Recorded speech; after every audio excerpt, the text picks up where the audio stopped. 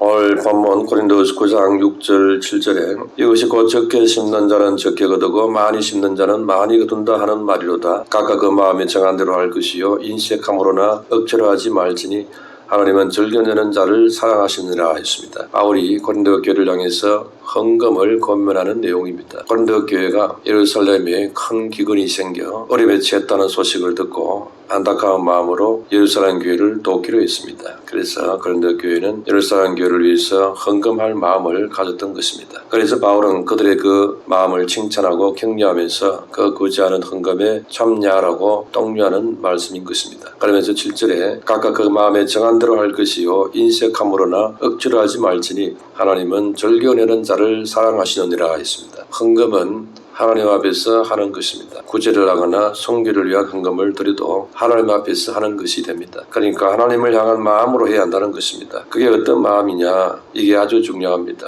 억지로 하거나 인색하게 겨우 마음이 없이 그렇게 할 것이 아니고 즐겁고 기쁜 마음으로 참여해야 하는 것이 중요한 것입니다. 그런데 우리는 늘 자기중심적이고 탐욕적이고 이기적인 체질을 갖고 있습니다. 그러니까 제사장과 레인과 같은 그런 마음이 있기 때문에 우리는 사명에 순종하기보다도 두려워하면서 억지로 인식하게 할 가능성이 많은 것입니다. 그래서 마지 못해 하기는 해야 되겠는데 조금만 하게 될 수 있고 최소한만 하려고 하는 그런 경향이 우리 안에 있는 것입니다. 그러나 하나님은 억지로 겨우 신용만 내는 이런 것들을 기뻐하지 않는다는 것입니다. 하나님은 어떤 자를 기뻐하시느냐? 7절에 하나님은 즐겨내는 자를 사랑하시느니라 하셨습니다. 하나님은 전능하신 분이시기 때문에 아무런 물질적인 헌신이 없다고 해도 하나님 사역이 맡기는 법은 없습니다. 하나님께서 우리에게 기대하시는 것은 많은 액수 때문이 아니고 기쁜 마음으로 하느냐 기꺼이 드리는 자세를 갖고 하느냐 이것을 기약해 보시는 것입니다. 예수님께서는 어느 날 성전에 거니시다가 어느 가난한 가부가 동전 2개를 헌금함에 넣는 것을 보았습니다. 헌금함에 동전을 넣을 때 2개가 땡그랑 떨어지면서 들어가는 것이었습니다.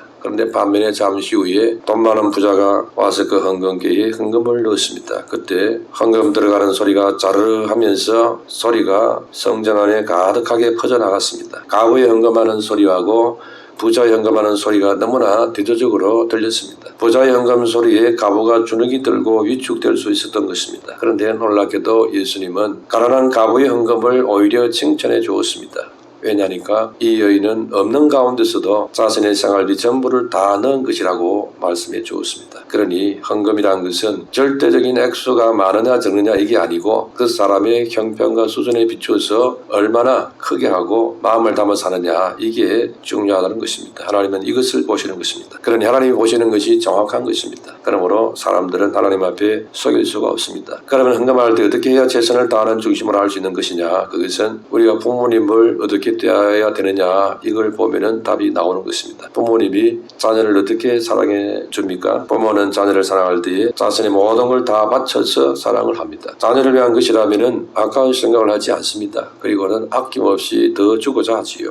모든 것을 다 주고 나서도 마지막에 생각드는 것이 너무 못해줘서 미안하다 이런 마음이지요. 이것이 부모의 마음인 것입니다. 자녀들에게 한없이 주고 싶은 것이 부모의 마음인 것입니다. 왜 그런 마음을 갖고 있습니까? 그것은 부모가 자녀를 사랑하기 때문에 그렇습니다. 그것이 내 사명이고 내가 존재하는 이유라고 그렇게 여기기 때문에 그렇습니다. 이걸 가르쳐서 모성애 또는 부성애라고 하는 것입니다. 우리가 하나님께 감사하고 헌금하는 마음도 이와 비슷한 것입니다. 내게 생명 주셔서 세상에 살게 하시되 때가 되어 예수님의 십자가의 희생으로 나를 구원받게 하시고 영생의 나라로 나를 인도해 주시니 얼마나 감사합니까? 이런 마음을 가지는 것입니다. 그러니 내가 어찌 하나님을 기쁘게 하지 않을 수 있겠느냐는 것이지요. 그러니 하나님 앞에 인색하게 할 수가 없는 것입니다. 이와 같이 마음으로 바울은 복음 사명을 감당할 때 기쁨으로 최선을 다했습니다. 복음 전하다가 엄청난 고난을 많이 겪었습니다. 복음을 전한다는 이유 때문에 매를 맞기도 하고 돌에 맞기도 하고 죽임을 당할 뻔한 위험도 빠지기도 했습니다. 그런 일을 당하면서도 바울 사도는 힘들어도 힘들다 생각하지 않았습니다. 힘들어서 도무지 더 이상 못해먹겠다 이런 생각을 절대 하지 않았습니다. 오히려 바울은 내가 존재하는 이유가 무엇이냐, 내게 목숨이 붙어있는 이유가 무엇이냐, 그것은 바로 이 복음을 전하게 하기 위함이 아니냐.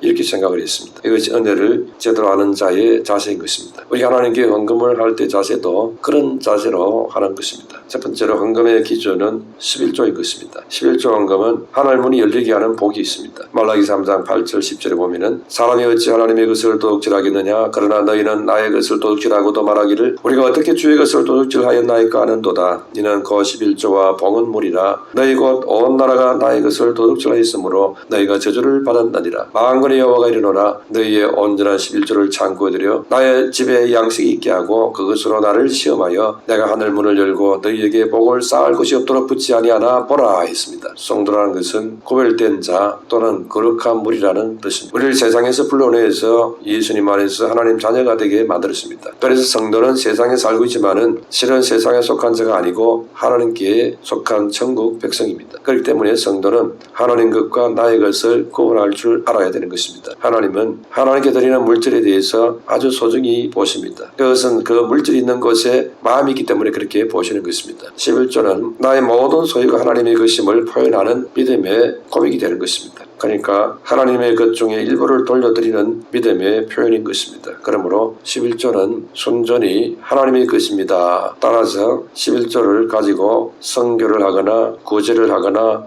봉사하는 것은 바른 사용이 아닌 것입니다. 하나님의 것 가지고 내가 생생내는 그런 일을 해서는 안 되는 것입니다. 그런 의미에서 11조는 헌금이라기보다는 하나님의 것을 하나님께 돌려드리는 것입니다. 그래서 말라기 3장 8절에 11조와 보물이라고 구분해서 말을 하고 있습니다. 어떤 분은 11조가 많다고 말합니다. 그러나 그런 생각을 가지고 11조 하는 분은 11조를 하고 남은 10의 9를 많다고 생각하지 않을 것입니다. 내 것을 가지고 드린다고 그렇게 생각을 하니까 그런 생각이 드는 것이지요.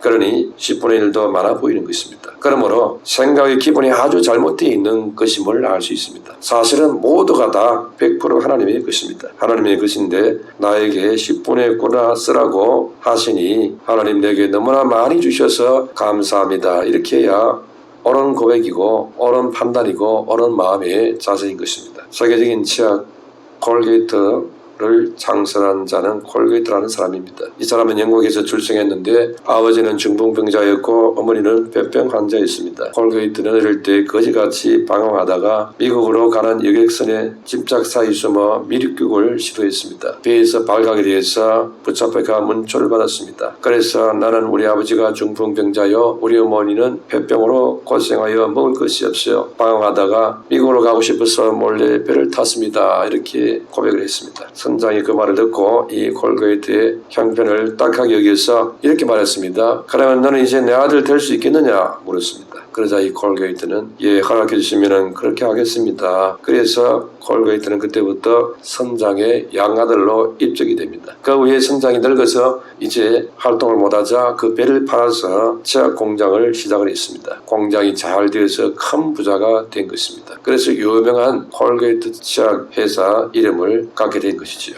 이 콜게이트의 아버지 어머니는 가난했지만은 그 아들이 어렸을 때 그 아들에게 11조 하는 방법을 철저히 가르쳤습니다. 그래서 이 콜게이트에게 오른쪽 포켓에는 11조를 넣고 왼쪽 포켓에는 수익금을 넣었다는 것입니다. 그렇게 배웠습니다. 그래서 수입이 적거나 많으나 반드시 10분의 1을 구분을 해서 한쪽 호주머니에다가 정성껏 모았습니다. 그리고는 그 11조는 하나님의 것으로 반드시 구분해서 하나님께 바쳐야 된다는 믿음을 가지고 실천을 했습니다. 이렇게 해서 사업을 할 때 실천을 하자 하나님은 큰 축복을 주었습니다. 11조는 하나님의 약속이지요. 성경에 보면은 하나님을 시험하지 말라 했습니다. 그런데 11조만큼은 나를 시험하여 내가 하늘을 열고 너희에게 복을 쌓을 것이 없도록 붙지 아니하나 보라 했습니다. 오죽 사람들이 돈에 대해 민감했으면은 하나님께서 시험적으로라도 한번 해보라고 했겠습니까? 이 말씀은 너희들 그 인색한 마음을 좀 버리고 축복의 시험이 될 수 있는 10조에 대해서 진심으로 한번 시도해보라. 하늘의 복을 붙지 않는가 한번 체험해보라. 그런 뜻이지요. 11조는 하나님의 구별된 백성임을 고백하는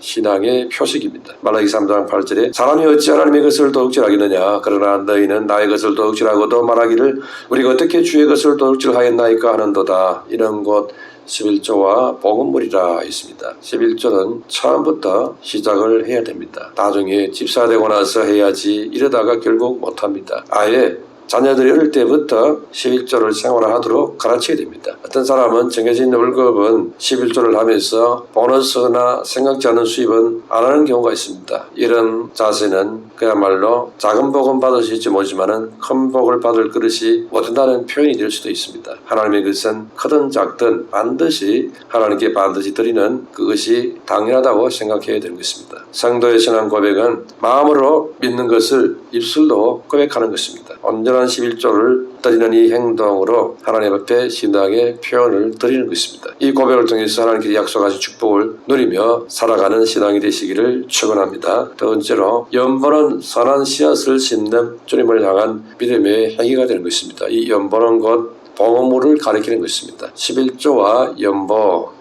11조와 봉헌물 이렇게 말할 수 있습니다. 연보는 말라기 3장 8절에 봉헌물이라고 말하고 있습니다. 생활 속에서 감사와 절기감사와 각종 헌신 이런 예물들을 가리키는 것입니다. 오늘 본문 11절에 너희가 모든 일에 능력하여 너그럽게 연보를 하면 그들이 우리로 말미암아 하나님께 감사하게 하는 것이라. 이 봉사의 직무가 성도들의 부족한 것을 보충할 뿐 아니라 사람들이 하나님께 드리는 많은 감사로 말미암아 넘쳤느니라 했습니다. 그리고 이렇게 감사함으로 드리는 것은 하나님 앞에 심는 것이 되는 것입니다. 본문 6절에 이것이 곧 적게 심는 자는 적게 거두고 많이 심는 자는 많이 거둔다 하는 말이로다. 각각 그 마음에 정한 대로 할 것이요 인색함으로나 억지로 하지 말지니 하나님은 절겨내는 자를 사랑하시느니라 했습니다. 하나님은 하나님 앞에서 절겨내는 자를 사랑하신다 했습니다. 그리고 우리가 하나님께 감사해 드리는 것을 씨앗을 심는 것으로 비유하고 있습니다. 씨앗을 심듯이 하나님을 위해서 우리의 가진 것을 드리게 되면은 하나님께서 더 많은 것을 우리에게 베풀어 주신다는 뜻입니다. 다시 말해서 우리가 하나님께 무엇을 드리거나 하나님을 위해 일하는 것은 씨앗을 심는 것과 같아서 심는 대로 거둔다는 것입니다. 그러니까 농사 짓는데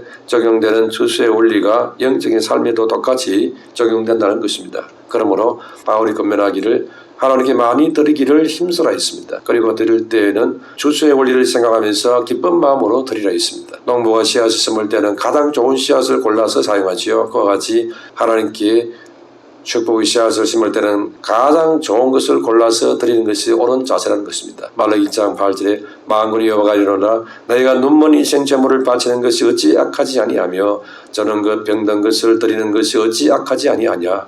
이제 이것을 너희 총독에게 드려보라. 그가 너를 기뻐하겠으며 너를 받아주겠느냐 했습니다. 미국의 엘 파켄 목사님이 섬기는 교회에 이런 일이 있었습니다. 여순도 회장이 한 번은 목사님 찾아오더니 목사님 다음 주일날 간구 좀 해주세요 했습니다. 교인들에게 빈병이나 비품이며 이런 거를 다 모아가지고 와달라고 해주시면은 그걸 우리 여전도에서 팔아서 교회 사업을 하고자 합니다. 이렇게 도움을 요청했습니다. 이래서 목사님은 권하기를 하나님께 바치는 것은 먼저 좋은 것을 바치는 것이지 배품을 팔아서 하나님께 바치는 것은 아닙니다. 이렇게 말했습니다. 그러자 이 여전도 회장이 하나님 일 하는데 돈 모자라서 그래요 하면서 간곡하게 부탁을 했습니다. 그래서 목사님이 알았습니다 했습니다. 주일날 간구 시간이 됐는데 목사님이 간구를 했습니다. 여러분 집에 있는 빈병이나 폐품이나 휴지 조각 있으면은 전부 다 가져오세요.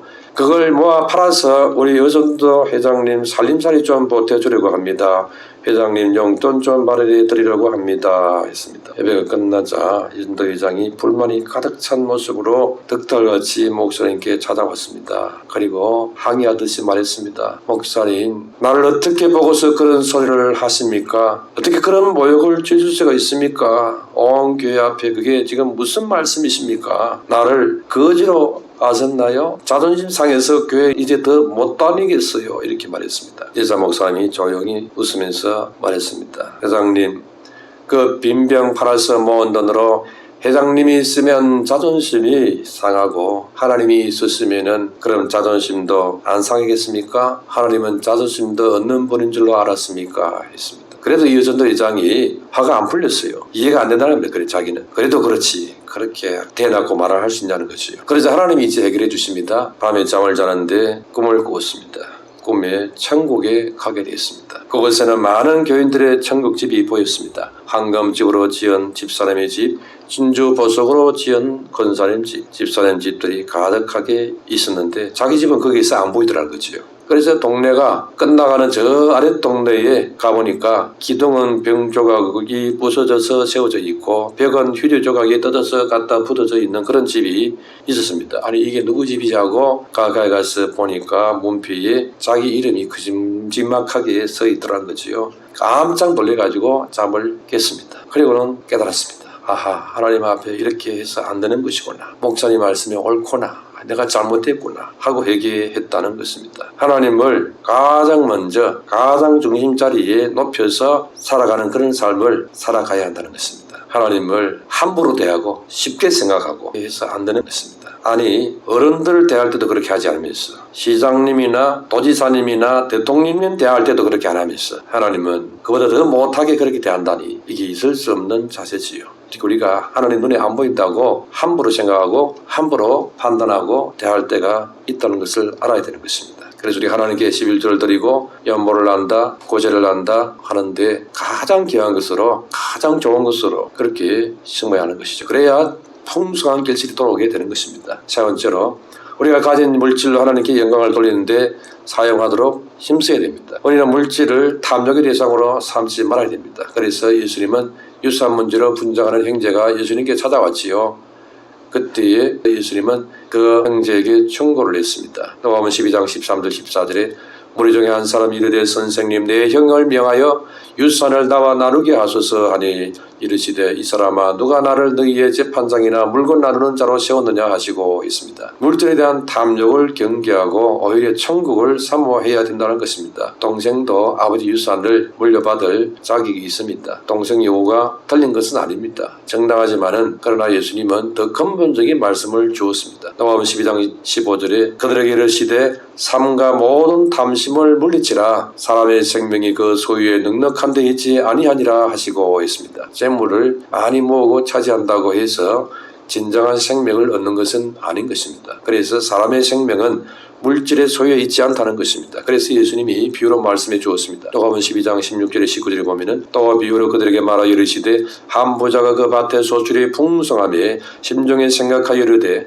내가 곡식 쌓아둘 것이 없으니 어찌할까 하고 또 이르되 내가 이렇게 하리라 내 곡간을 헐고 더 크게 짓고 내 모든 곡식과 물건을 거기 쌓아두리라 또 내가 내 영혼에게 이르되 영혼아 여러 해 쓸 물건을 많이 쌓아두었으니 평안히 쉬고 먹고 마시고 즐거워하자 하리라 하되 했습니다. 어리석은 부자는 세상의 재물을 더 많이 높이 쌓아두려고 애를 썼습니다. 창고가 모자란다면서 허물고 큰 창고를 새로 짓습니다. 그리고 그에 가득 채워넣었습니다. 이러면서 자기 미래가 이제 다 보장이 된다고 그렇게 여겼습니다. 근데 하나님 보실 때는 그게 무슨 미래가 보장되느냐 하면서 찾아오셔서는 오늘 밤에 내가 너를 데려가야 되겠다 이렇게 말씀하시는 겁니다. 완전히 그날 낭패가 오고 말았습니다. 모든 삶을 정리하고 세상 떠나야 되는데 지금 그 쌓아놓은 돈과 재물이 무슨 소용이냐 이겁니다. 재물과 돈은 육체 죽음 이후에 문제를 해결해 주지도 못합니다. 그리고 재물과 돈은 육체의 생명을 다하면은 그 그림의 떡에 불과한 것이지요. 이렇게 세상에는 어리석은 부자와 같은 의미 없는 재물과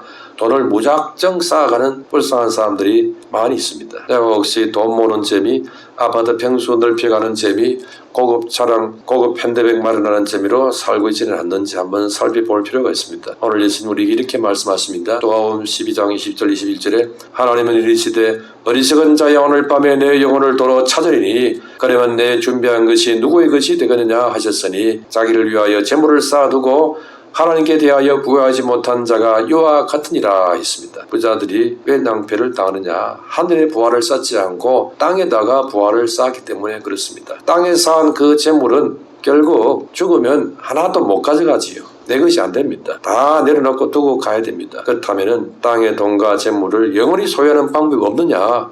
있습니다. 그게 바로 누가복음 12장 21절에 하나님께 대하여 부여한 자가 되는 것입니다. 즉 하늘에다가 부활을 쌓는 것입니다. 이것은 믿음이 없이는 할 수 없습니다. 이건 마치 흐르는 강물에 빵을 던지는 것과 같습니다. 흐르는 강물에 곡식을 던지는 것과 같습니다. 전도서 11장 1절에 너는 내 떡을 물 위에 던지라 여러 날 후에 도로 찾으리라 했습니다. 전도자는 전도서의 전반부에서 인생의 무상함을 노래하면서 될 수 있는 한 인생을 즐기라고 권면을 했습니다. 그러나 후반부에 가서는 불확실한 미래를 살아가는 인생들이 가장 지혜롭고 확실하게 사는 비결이 뭐냐, 그걸 가르쳐주고 있습니다. 그것의 첫째가 창조주 하나님의 섭리를 믿고 살아야 한다는 것입니다. 그것이 인생의 본문이라고 했습니다. 또 두 번째는 될 수 있는 대로 선행을 많이 하라 했습니다. 그게 나중에 큰 복이 된다 이거지요.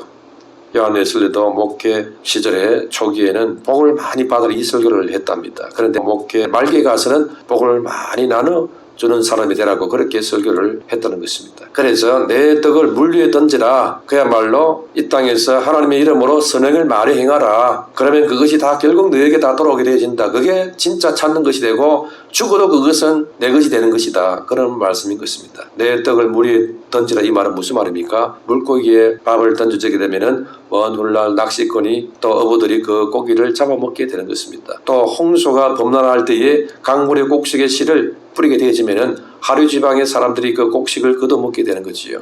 그러면 그 공짜로 먹는 곡식, 자기들은 모르지만은 어떤 사람이 하나님 말씀대로 순종해서 곡식을 물 위에 던졌습니다. 그게 모든 복이 다 그 곡식을 물 위에 던진 사람에게 돌아가게 되는 거지요. 영원히 자기는 그 복을 놓치지 않고 차지하게 된다는 것입니다. 아브라함을 보세요. 아브라함이 나그네를 대접한 것이 천사를 대접한 것이 되었습니다. 그러자 그 천사가 환난 날에 찾아와서 도움을 주었습니다. 잠언 19장 17절에 가난한 자를 불쌍히 여기는 것은 여호와께 구워드리는 것이니 그의 선행을 그에게 갚아주시리라 했습니다. 세상이라는 강물에 하나님 나라와 선한 일에 재물을 던져 심게 되면은 미래에 하나님께서 큰 열매가 되어서 그걸 영원한 천국에서 차지하게 된다는 것입니다. 땅에서 보상받는 삶을 위해서 온갖 투자를 다하고 보험까지 들고 준비를 다합니다. 그런데 이 육신의 몸을 벗고 죽고 나면 그 다음에 대비한 것은 너무나 대비한 사람이 별로 없습니다. 그러면 죽음 이후에 삶을 위한 그 준비가 되어 있는 사람이 얼마나 될까요? 거의 없죠. 불행하게도 대부분의 사람들이 죽음 이후의 삶에 대해서는 준비할 필요가 없다고 생각하고 있습니다. 준비는커녕 죽으면 끝나는데 무슨 준비냐 이러고 있습니다. 불신자라면 그럴 수 있다 생각되는데 믿는 성도들조차도 살아있을 때 그게 확실한 것이 죽고 나면 진짜 천국이 있을까? 천국이 정말 이걸 차지하게 될까? 확실하지도 않는데 이러면서 믿음이 안 가니까 심는 것을 중요히 여기지를 않습니다. 히브리서 9장 27절에 한 번 죽는 것은 사람에게 정해진 것이요 그 이후에는 심판이 있으리니 했습니다. 또 로마 6장 23절에 죄의 삭선 사망이요 하나님의 은사는 그리스도 예수 우리 주 안에 있는 영생이니라 했습니다. 역대하 15장 7절에 그런즉 너희는 강하게 하라 너희 손이 약하지 않게 하라 너희 행위에는 상급이 있습니다 하니라 했습니다. 우리의 행위에는 상급이 있습니다. 하나님 앞에서 하는 그 행위, 하나님 앞에서 선행을 행할 때에 믿음으로 선한 일을 행하게 되어질 때에 하나님께 하는 것이 되어집니다. 하나님의 이름으로 가난한 자에게, 적은 소자에게, 불쌍한 자에게 선행을 베풀고 재물을 사용하게 되어질 때에 하나님께 구워지는 것이 되고 하나님께 투자하는 것이 되어지고 천국에 투자하는 것이 되어지고 하늘의 부하로 차곡차곡 쌓여지게 된다는 것입니다. 그러니까 스펄전 목사님처럼 나이가 들어서 죽을 날이 가까이 오니까 천국에서 내가 많은 것을 거둬야 되겠는데 그 비결은 오직 내가 받은 복, 내가 가진 것을 많은 사람들에게 나눠주는 것을 해야 되는 것이구나. 이걸 깨닫고 이걸 자꾸 가르쳤다는 겁니다. 그러니까 우리가 주님 나라에 가서 칭찬과 상급이 있고 천국에서 정말로 복된 사람으로 살기를 원한다면 이 땅에서 내 수준에 맞는 그런 성김과 선행이 필요한 것입니다. 이런 믿음으로 살게 되시기를 축원합니다.